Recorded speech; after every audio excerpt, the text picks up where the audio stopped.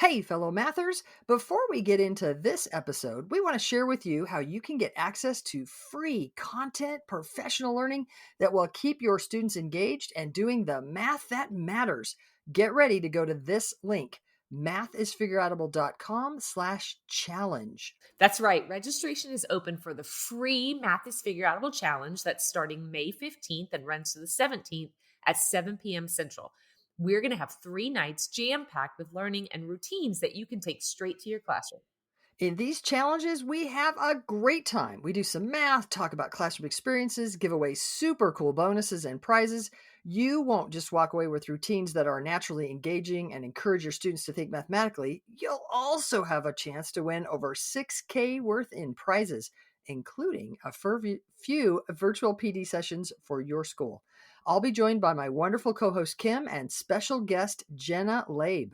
You can register at mathisfigureoutable.com/challenge for a fantastic learning experience. That's mathisfigureoutable.com/challenge. Now on to the show. Hey, fellow mathematicians! Welcome to the podcast where math is figure-outable. I'm Pam. And I'm Kim. And you found a place where math is not about memorizing and mimicking, waiting to be told or shown what to do, but it's about making sense of problems, noticing patterns, and reasoning using mathematical relationships. We can mentor mathematicians as we co-create meaning together. Not only are algorithms and step-by-step procedures not particularly helpful in teaching mathematics, but rotely repeating steps actually keep students from being the mathematicians they can be. I'm really excited about today's episode, Pam. Woo! Yay! So this week, we want to tackle something that is a reality for so many of our teachers. This one is for you, leaders and coaches and administrators, on behalf of teachers everywhere. So teachers have come to us saying that they're working on building a, quote, math is figureoutable classroom, or we could say a mathematizing classroom, where they have students experience more and more mathematics, but also have to be careful because they are very aware that they have administrators who will be doing walkthroughs and they'll be getting evaluated. And we have heard, if only my admin or my coach knew what I was trying to do here. Yeah, we have heard loud and clear from so many teachers that we really respect that if we could help administrators and coaches and anyone who's in sort of a position of doing an evaluation or helping teachers become better at their craft, if we could help them understand what are the kinds of things that you would see in a mathematizing classroom, what are the things that you want to see, and how could you actually help teachers get better at their craft in a way that's helpful and purposeful and not less helpful because you don't understand what the teacher's going for, where we're heading in a mathematizing or math is figureoutable classroom. Totally. Yeah. Often we hear of instances, and for sure, Kim, you and I both had it when we were in the classroom. We had sort of checklist systems where whoever was evaluating us would come through and they had a certain kind of list of things that they were looking for. And maybe I had one principal that would script everything I did, but then he would go back and label everything according to a certain checklist. I had a different principal that had a real short checklist system. There were just a few things that he was looking for at certain times, and sometimes that list would change, but I didn't have input into that list. Many of our teachers don't have input in that list. Many of our principals and administrators don't necessarily have input in that list. But if we had a way of having some common understandings of the goals of a math is figureoutable teacher, I think we could all help each other understand how we can handle this. It's going to happen. We're realistic. We're not saying, so no more evaluation. Like, that's not even helpful. We're not suggesting it would be helpful to not evaluate. We actually want your help. We want to invite you that we could have a more productive help if we all have a more common understanding of what things mean. And that's not quite the way I want to say that, of what we are hoping for and aiming for and working toward. That's probably the best word I could say. What we're working toward in a math is figureoutable classroom. So our goal is to help you understand what you might see or want to see in that math is figureoutable mathematizing classroom. And to do that, we are going to focus on the NCTM Effective Teaching Practices. But we might do it with a little bit of a twist. So if you're a leader out there and you just tuned out, you're like, oh, I've seen those. Maybe stay focused a little bit.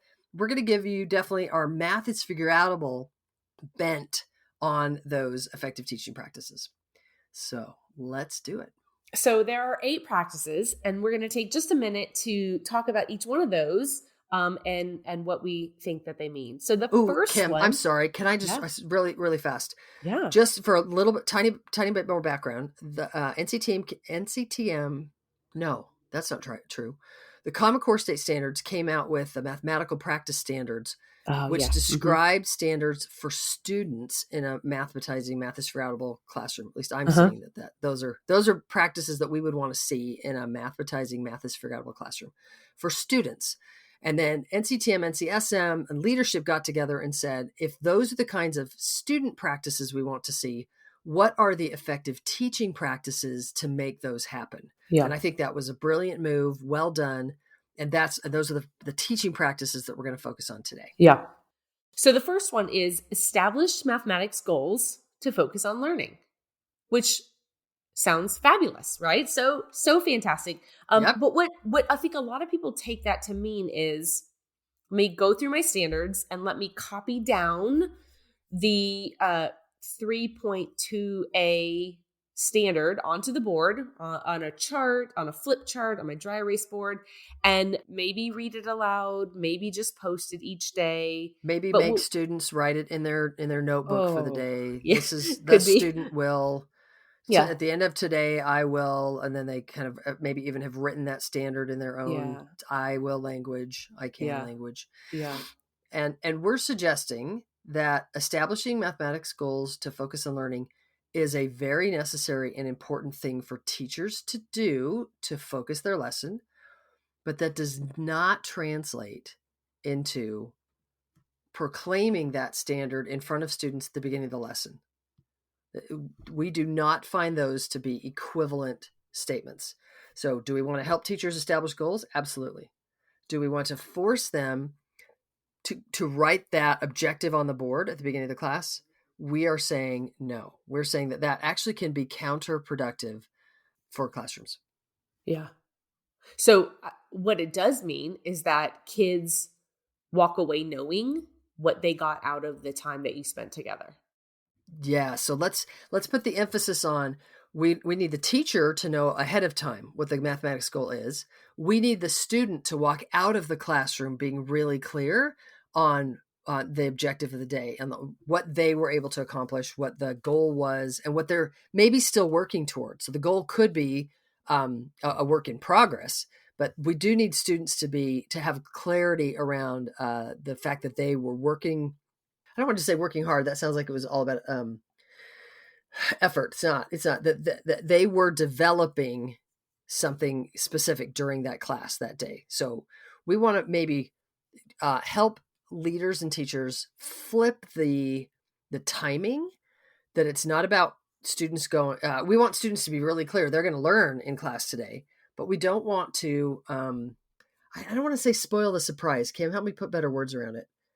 Well, there are definitely some standards that that if you announce ahead of time, this is what we're going to do today, then students are deprived of the opportunity of the sense making that they will be doing in class. Yeah. Yeah. They're deprived of the sense making and grappling and by definition learning that they could be doing in class. And it will also nudge them too much towards just doing. Oh, if that's the thing, then I'm going to do it and get an answer and be done. And I'm not going to engage in the grappling. It can have the effect of trivializing and making everything too much about getting an answer and not about developing the learner as a mathematician. Yeah. Yeah. Cool. All right. So that was number 1.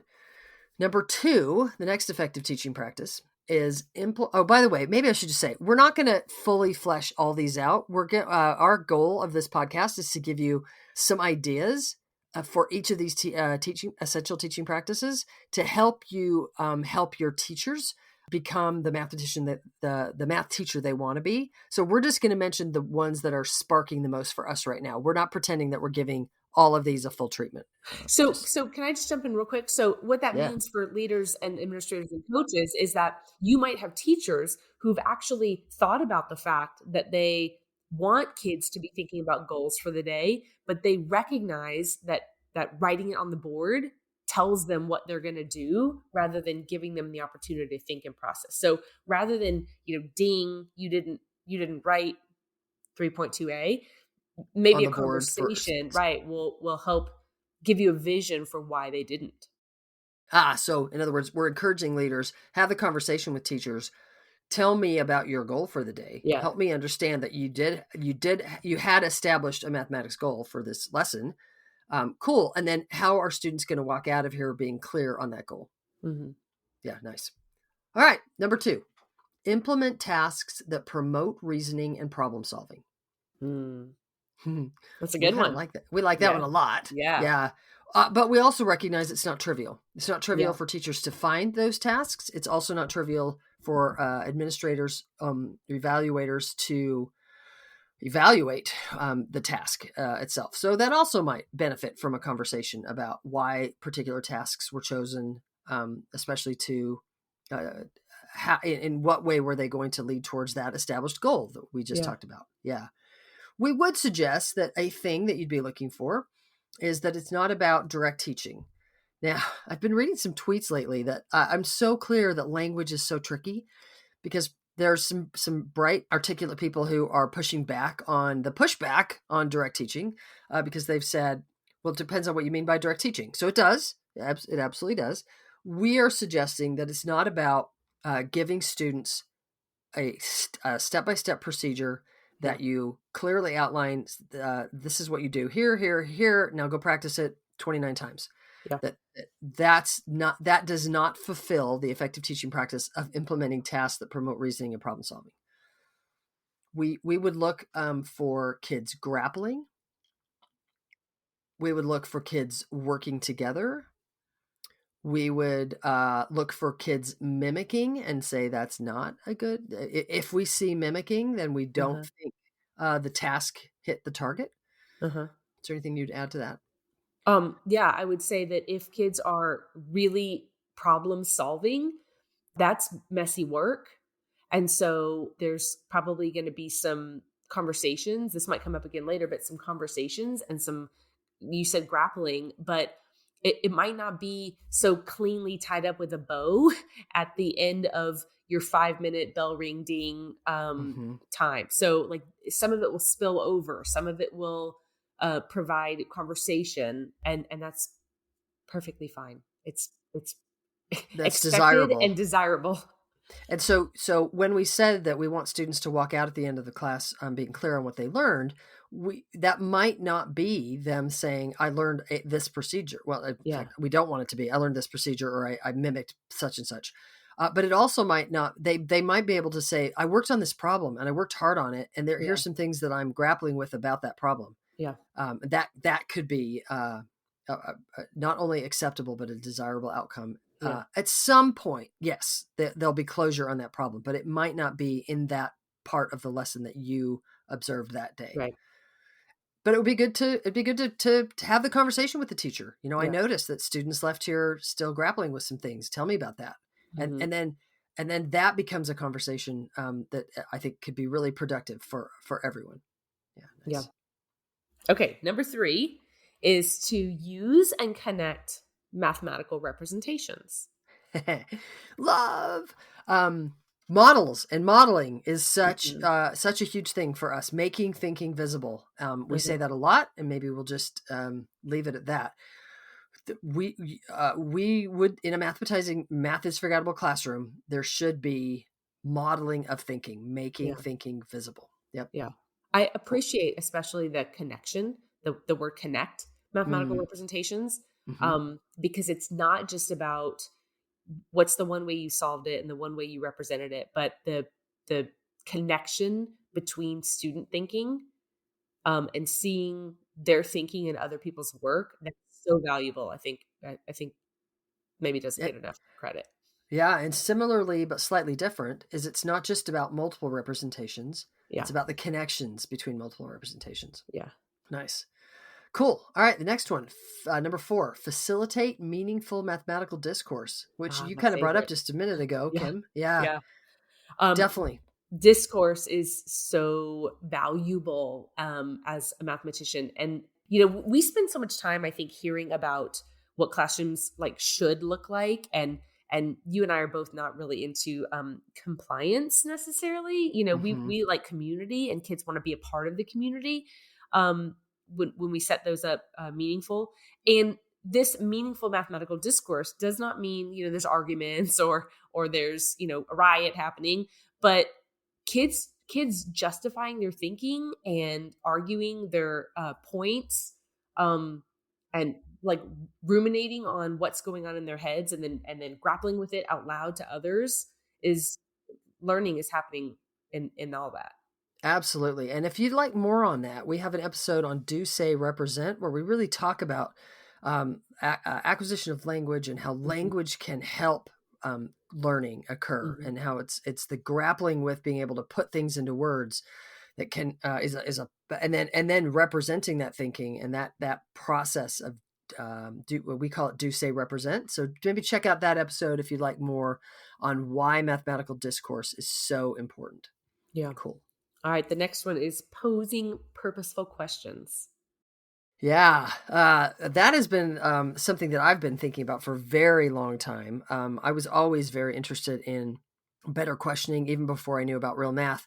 But then when I dove into the research and into my kids' classrooms and figured out what it meant to do real math, all of a sudden questions became this whole other gamut of, it's not just about me questioning you through a procedure.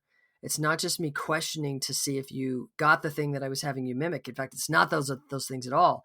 Now it's me questioning so that you learn through the questioning. It has everything to do with that discourse that we just talked about. Uh-huh. Yeah, Kim, you wanted to say something about funneling. Do you remember what you were going to say about that? Oh gosh. No, I don't think I I do. think I think we were talking about the difference between, and NCTM in the discussion about these standards does a very nice job of parsing out focusing questions versus funneling Mm, questions. mhm, mhm. Which actually the first time I had seen that, I was a super young teacher. I just started teaching, and it had come out in an article in the mathematics teacher where they had parsed out those two, is where I really began thinking about the different kinds of questions and how we want to help students focus when we question. Yep. Focusing versus funneling talk about patterns of questioning. And so it's not just about a single question, having like the right question at a moment, but it's really about your pattern of questioning. So if you picture focusing questions is all about helping students focus on the question, focus on what they're thinking, focus on the relationships, versus a less effective pattern called a funneling pattern. And a funneling pattern, and it's funny, I'm doing it right now with my finger. I'm like swirling a tornado in to be a funnel in the air right now, because a funneling pattern sort of takes kids through this tornado, this funnel where you ask a question, they answer it, and that leads to a next question, and they answer it, it leads to a next one. And by the end of it, you've reached the end of the funnel, they've gotten an answer. But without that funnel, the kid's lost. Like if you Mhm, don't refunnel them through mhm, that, then the kid can't reason through the question. mhm, And so we want to lean away from funneling patterning of question to a mhm. focusing patterning, of course, Well, pattern of question. and I think I'm so glad that you talked about that, because I think that it could feel like, as a teacher or as a leader, you're watching your teachers, it could feel like it might be helpful because you'd see a teacher circulating to a student, talking with them for a few minutes, then walking over to the next student, talking with them for a few minutes. But that time that is so valuable in every single classroom is is maybe helping a student get an answer to a problem. But if they're asking If you're only funneling funneling, type questions, then uh-huh. yeah, that hasn't grown the learner and helped them do anything other than get an answer to that one problem. Yeah. And what we are looking for is to help students develop Mhm. their mathematical reasoning and their mathematics so that they can reason through all sorts of problems, not just get an answer to one kind of problem. Yeah. Yeah, nice, All cool. right, we got a few more. So the next one is The next one is build procedural fluency from conceptual understanding. And I know you have lots to say about this one. And this would be the one that I completely disagree with. Mm. So I like the other 8, or the other 7, sorry. Mm-hmm. There's 8 total. I like the other 7. So I'm going to tweak number 6 so that it works for us. I want to build fluency with conceptual understanding. Yeah. So the standard reads, build procedural fluency from conceptual understanding. And I think the word procedural gets in the way. I think I've talked to writers of these standards, and they're all like, no, we just want kids to, like have a sense of what to do. We want them not to like sit there and have no idea and just fumble around. Well, absolutely. I couldn't agree with that more. I don't want students to fumble unnecessarily. I don't want them to have no idea what to do. I don't want them to sit there stymied with and they're like, yeah, see, we want fluency. So I'm okay if the definition of fluency is that when students see a problem, they dive in and they let what pings for them work. They let relationships like, oh yeah, I could use that relationship, or ooh, I could go that way. To me, that could define fluency, that students have the wherewithal to jump in productively, using relationships they know, solving problems based on their understanding, which then begs that we would have conceptual understanding. So do I want conceptual understanding? Absolutely. The part that I have a problem with is that there would ever be a goal to get fluent with rote memorized procedures. Mm-hmm. And writers have said to me, no, that's not what we meant. Except then that's what the paragraph underneath kind of says. And I understand. My bet is that when the writers got together, can I say this? I'm going to say it. I bet that when the writers got together, I'm well aware of the writing group that created these standards. And y'all, you did a fantastic job almost for all of it. But in this one case, I think this was an example of negotiating. I think there was some negotiation. And some people didn't really want this procedural fluency idea in there, and others did. And so they kind of compromised. And I think this one was the compromise. And I'm not going to compromise. And I'm going to say, nope, we do not need to just start with a little conceptual understanding because our goal is to get kids fluent at these step-by-step procedures. No. What we do want is understanding, because we are developing mathematicians, and mathematicians fluently think and reason using relationships. So that would be my push on 6. All right, let's move on. And Kim, do you want to add anything to 6, or did I just pontificate enough about that one? I think we're good. Okay, cool. So The next one, support productive struggle in learning mathematics. Oh, this one's so near and dear for me. So productive struggle is, for me, this idea, and we've talked about it before, that we want kids to grapple a little bit. But this, for me, screams, do you need time or help? And we've done a whole episode on that. And so, we don't need to take a lot of time here. But kids just stymied and going nowhere is not helpful. But we don't want to supply too much. We don't want to give them too much so that they're not growing, they're not learning. And so the key word for me here is to support the productive struggle, to step in the right moment and help guide rather than give too much. And we like this one so much that we're going to actually spend a future podcast on this very idea. So stay tuned for more about supporting productive struggle in learning mathematics. And then last, elicit and use evidence of student thinking. And this might be the hardest one for teachers who have a background of being taught sort of traditionally, and it was all about memorizing step-by-step procedures. What does it mean for students to even think? And so we look for, in a mathematizing, math is forgettable classroom, we look for problems, like we said, implement tasks that promote reasoning and problem solving. We look for problems that are worth thinking about, meaning students have access to them. In fact, Kim, I just have to say, I heard something on Twitter the other day that I want to do a whole episode about this, so I'll say a little bit about it now, where someone said, the most damaging idea in math education right now is that you can give students problems and that they will then learn math on their own. And the reply in the tweet was, if they don't know what they're doing, it's stupid to just have them sit there confused and frustrated trying to figure out how to do it. And I so understand that perspective. If math is about memorizing step-by-step procedures that someone else gives you.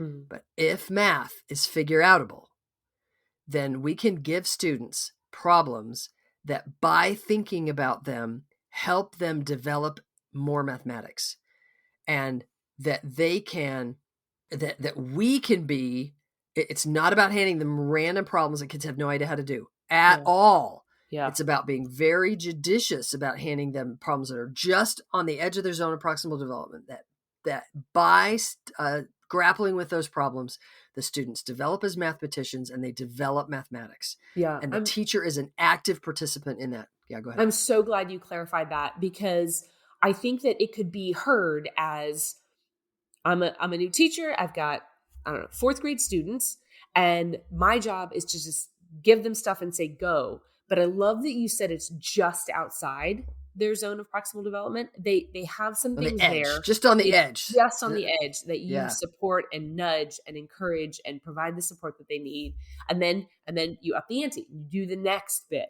With very purposefully chosen problems. Yeah. It's not about random frustration of trying to guess what's in the teacher's head at all. So in order to have those kinds of tasks, when we do, then as you're evaluating, as you're using these to help you have a conversation with the teacher that you're observing, you're looking for, one of the things you're looking for is that they are eliciting student thinking, and then they're using that evidence of student thinking in some way to move the math forward.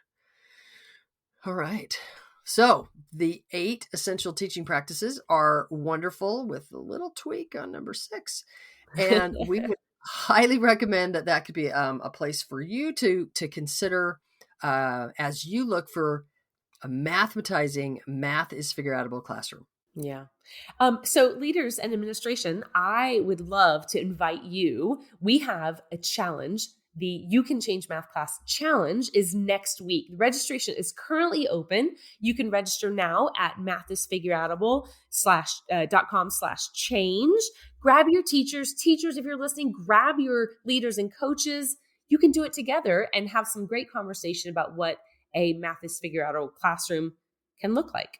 Absolutely. So we will continue that conversation and help more and more make a Math is Figure Outable classroom. The dates are January 18th through the 20th, with an extra bonus day on the 21st, where we will meet in the evenings at 7 p.m. Central Time on Zoom. People from all around the world will be joining in. Yep. If you register and can't make those times, there are recordings available. It is a super fun, engaging, productive way for us to all make math more and more figure outable. That also means that registration for our online workshops is opening soon. We only open registration 3 times a year, and that's coming up. So get your funding ready. All right. Thank you for tuning in and teaching more and more real math. To find out more about the Math is Figure Outable movement, visit mathisfigureoutable.com. Let's keep spreading the word that math is figure outable.